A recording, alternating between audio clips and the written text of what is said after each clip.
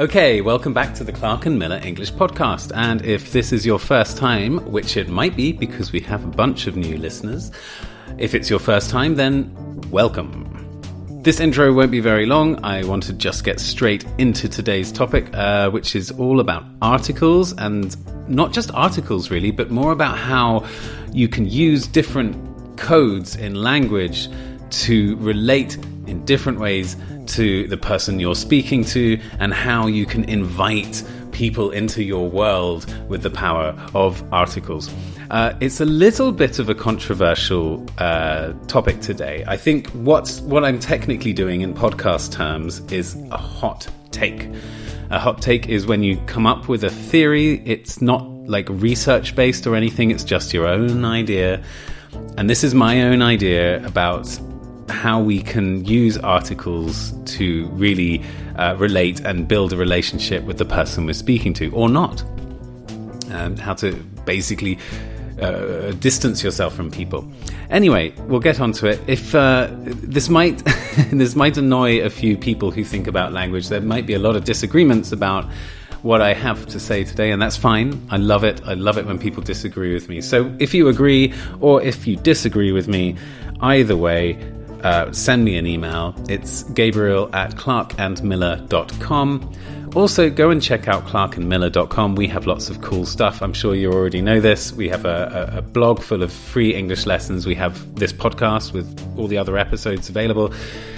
We have a wonderful book called 102 Little Drawings that will help you remember English rules forever. Probably. I would describe what the book is about, but the title kind of does that already. Anyway, here we go. A hot take on articles. Articles and the stock market dance. Enjoy.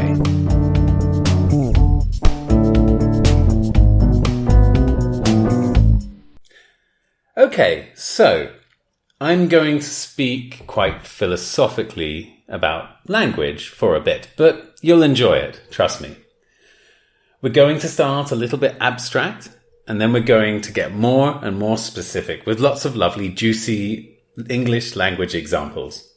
So, what is language? Really, let's think of ways of looking at language. I mean, there are lots of ways we can look at language. It's a big thing. And some people do like looking at language as something very technical. Like some sort of machine with parts clicking into other parts and everything only running when everything is in its right place. And if one thing is out of place, then the whole machine falls apart and doesn't work anymore. And I think this is a kind of misleading way of looking at language. Nothing is for sure in language. Nothing is certain. Everything changes. Or, to use a line from one of my favorite R&B singers, Abra, everything dies and everything changes. Everything dies and everything changes. So that might or might not be true for language. It generally is true. Most things in language die eventually. Some things take a very long time to disappear, but language changes, and eventually whatever it is will eventually go away. Some things we've had for a very, very long time, they don't seem to be going. Things like the and the number two, the word to, and the word we, they've been around forever. But yeah, everything dies and everything changes. So for me, the machine metaphor doesn't really work. I don't think language is like a machine. My metaphor is much less glamorous, but I think probably more accurate. You know those guys on the stock exchange, Wall Street. Those big rooms with lots of computers and lots of numbers on screens everywhere. You see them with their computers and their suits and their very, very stressed out faces. They appear to be doing witchcraft, right? With their special hand signals, manipulating numbers in really random ways and talking on 3 phones at the same time, as well as shouting out to some guy on the other side of the room everything, all at the same time. Crazy, mad room of people doing all sorts of crazy, mad stuff. And what are they doing exactly? Why are they shouting all the time? Why are they in such a panic? Well, they're constantly responding to new information. Some news comes to them from one phone, and then they tell the other guy who asks them a question, and they start answering, then change their answer in the middle because the bloke across the room just moved his thumb sideways 3 times. New information comes and they change their direction of communication. The words change, the answers change, and the hand signals change. It's kind of like some massive, messy, improvised dance. The stock market dance. Yeah, let's call it the stock market dance. It's got a nice ring to it. So yeah, people communicating on the stock market are doing a sort of big dance. And that's how I see kind of how language works too, at least on one level. We're constantly changing the direction of our conversation based on new information. And this affects our words, who we talk to, and even our hand gestures and the way we move our arms and our bodies and everything like that. How we speak, the words we use, the type of information we give, all of that is completely affected by who the person we're talking to is. What she says, how she reacts, things like that.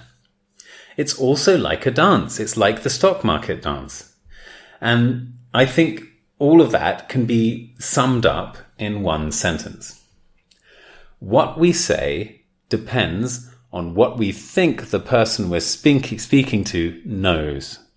All right, let me say that again. We'll break it down later, I promise.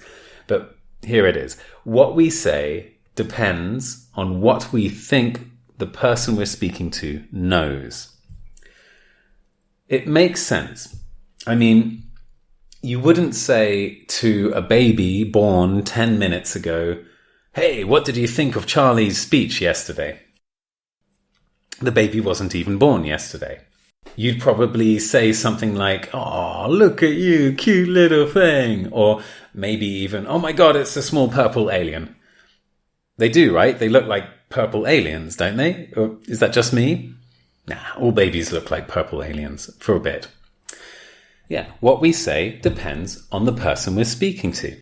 It's also why you wouldn't talk to your friend from New York about what's happening in your favorite local soap opera, unless you knew that your American friend already watches that soap opera, in which case, yeah, go ahead.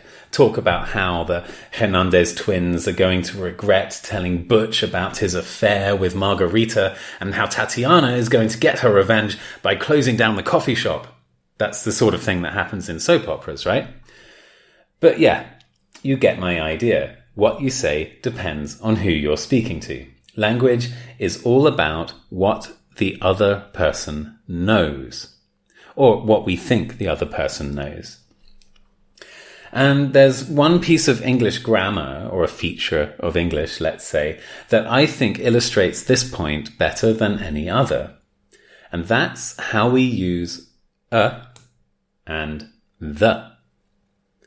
Yep, that's right. We're talking about articles today.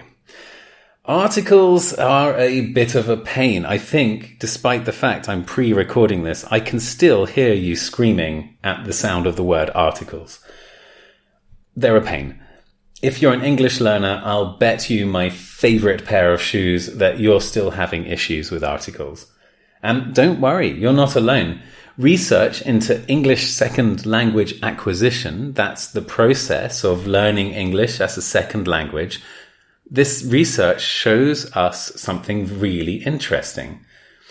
It shows us that despite the fact that articles are kind of simple, really, learners of English, whether they're from Russia, Turkey, France, Namibia, Japan, Abu Dhabi, wherever in the world they're from, the research shows that everyone has problems with articles all the way up to high advanced levels. In fact, it's often the last bit of English that people fully learn. But as I mentioned earlier, they demonstrate the stock market dance of language better than anything else. They're very pure. Now, if you bought a copy of my book, 102 Little Drawings That Will Help You Remember English Rules Forever, probably, you'll be a bit more familiar with this. On page 61, there's a picture to help you understand the main difference between a and the. Of course, you might not have the book, so let me describe the picture. On the page, you see two people facing each other. There's a thought bubble coming out of these people's heads, both of them. And in the thought bubble, there's a picture of a cat, because I love cats. But the thought bubble is coming out of both people's heads. That's important. This means that they're both thinking about the same cat. They both know about the same cat. One of the people is speaking. We know this because there's a speech bubble coming out of his mouth. In the speech bubble are the words, the cat. They're both thinking of the same thing, the same cat, so the speaker uses the. In the second picture, we see the same two guys, same situation, facing each other. But this time, the thought bubble is only coming out of one of their heads, meaning that only one of them knows about this particular cat. The other guy's never met the cat, has no image of this cat, doesn't know anything about this cat.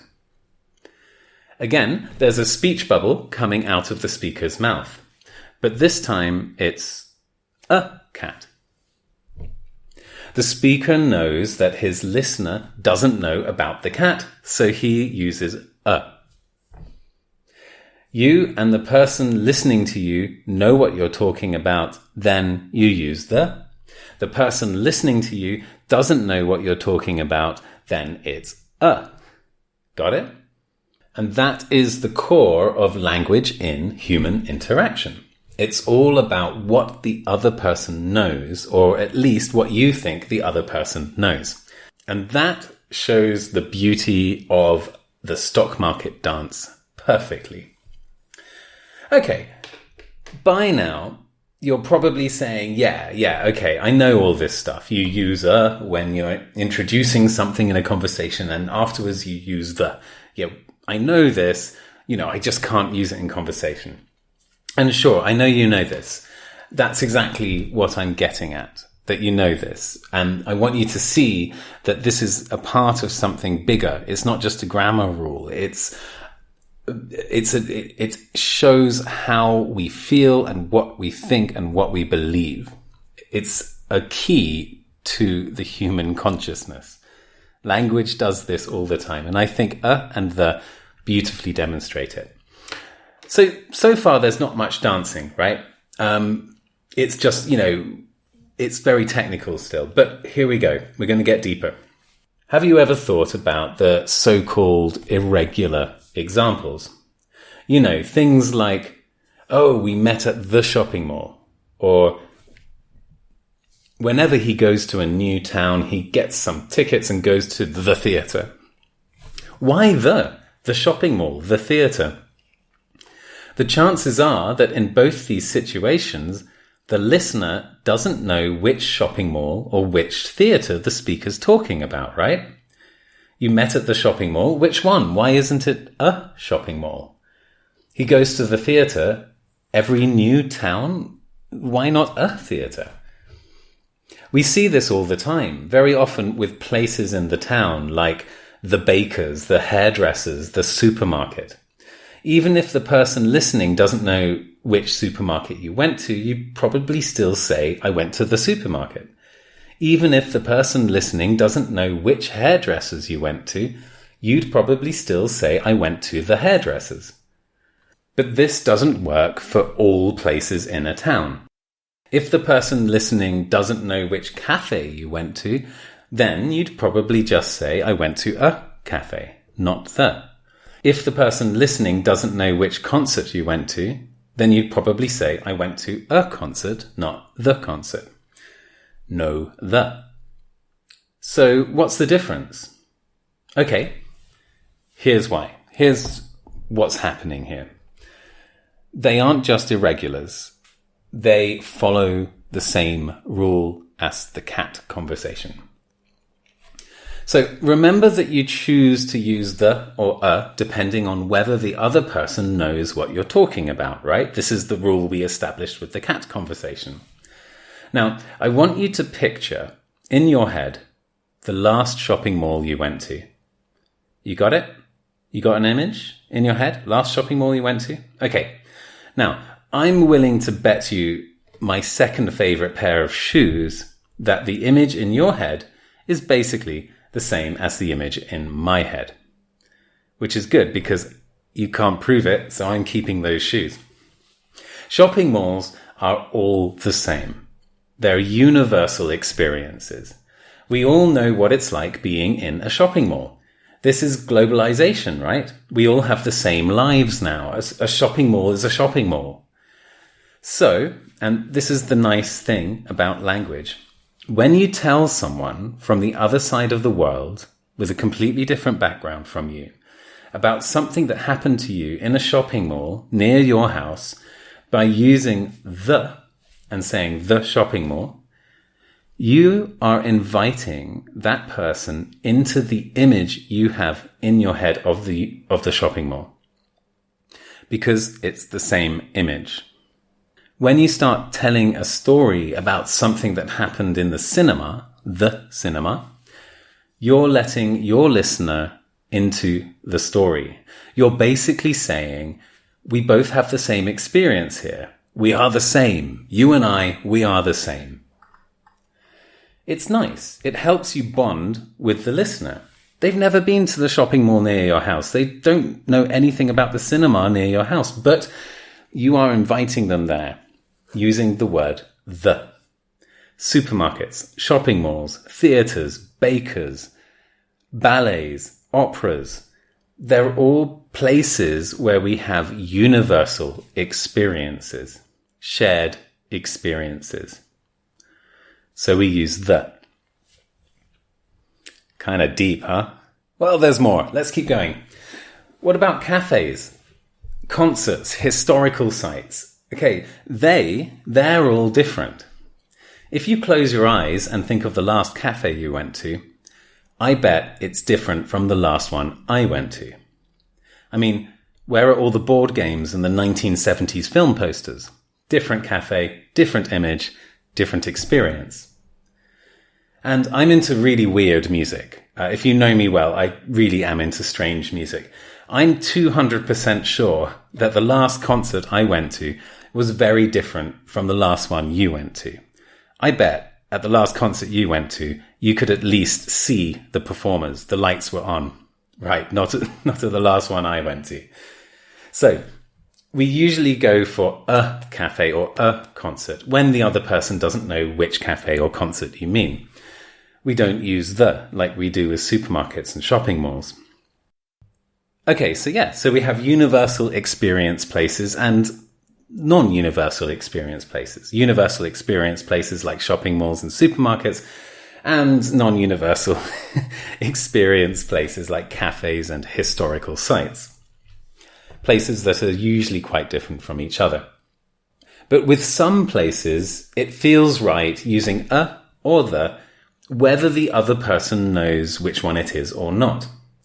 So it can be a universal experience place or a non-universal experience place. Did you hang out with Barry at the pub, or did you hang out with Barry at a pub?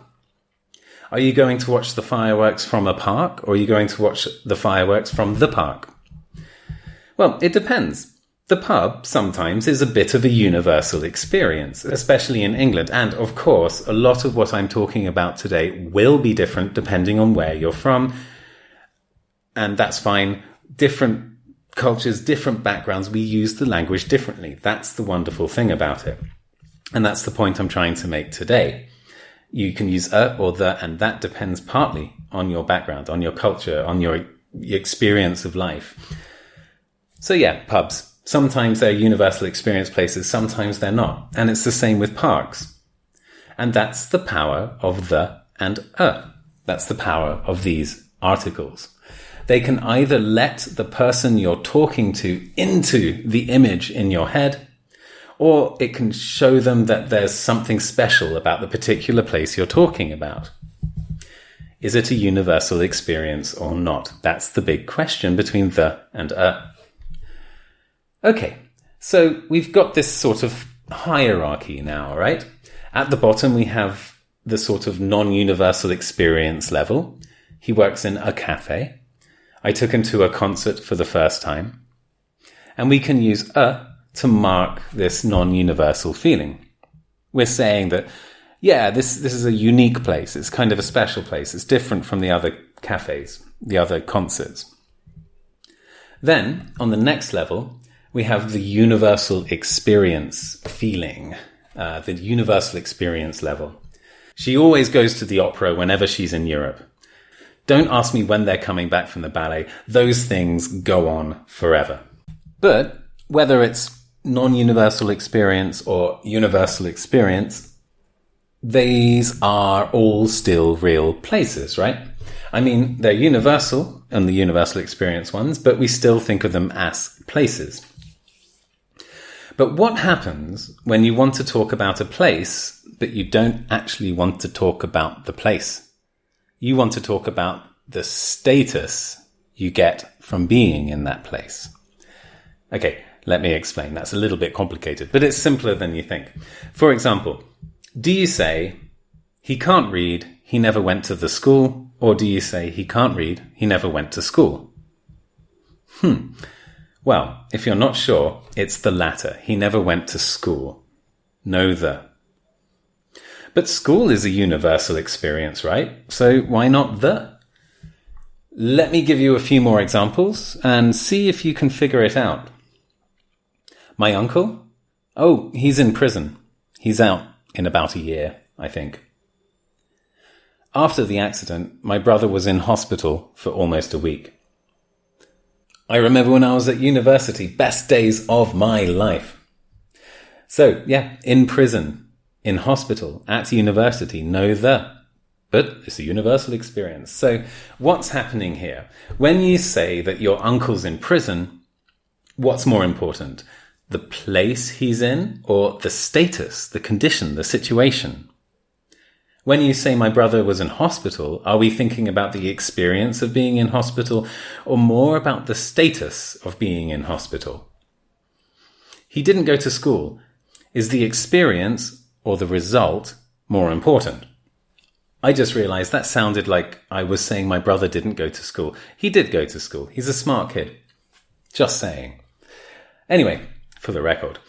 Anyway, for some places, institutions, usually, like prison, hospital, school, university, we think about being there as more of a kind of condition, not as a place and not as an experience. That's when we use no article.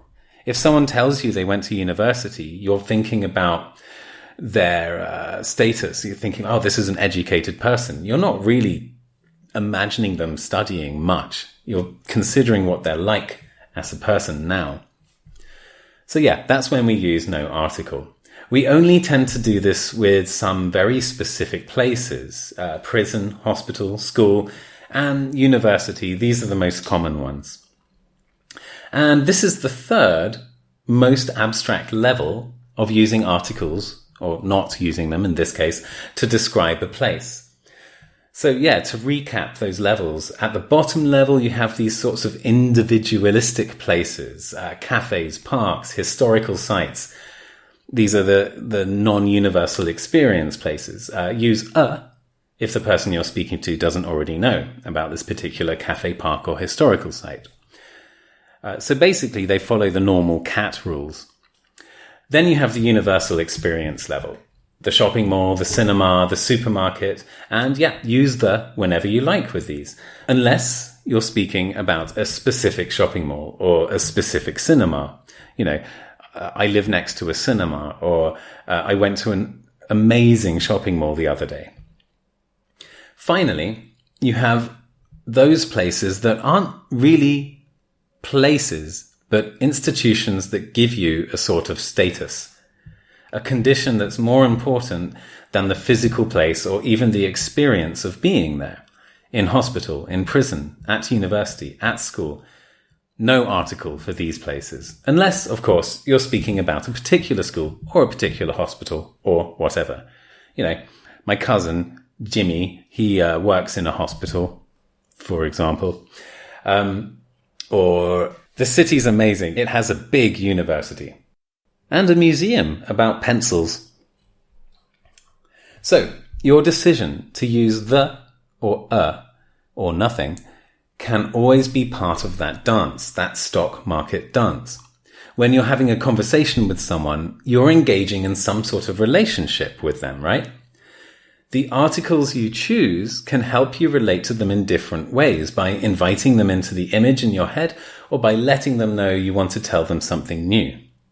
It's all part of the dance, the stock market dance. And remember, these rules, of course, can be broken all the time.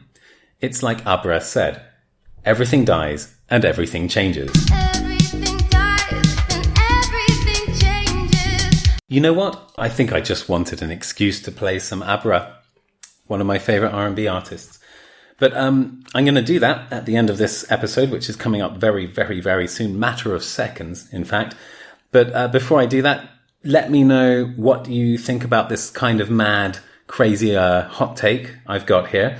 It's just my angle on this. And of course, you can look at language in any way you want. But if you find any of this useful, or if you have any issues with what I have, what I've had to say today, you should definitely open your email account and send me a very, very happy or a very, very angry email. Either of those will be very welcome. It's Gabriel@clarkandmiller.com. Gabriel@clarkandmiller.com. And now I'll just leave you with Abra. Remember, everything dies and everything changes.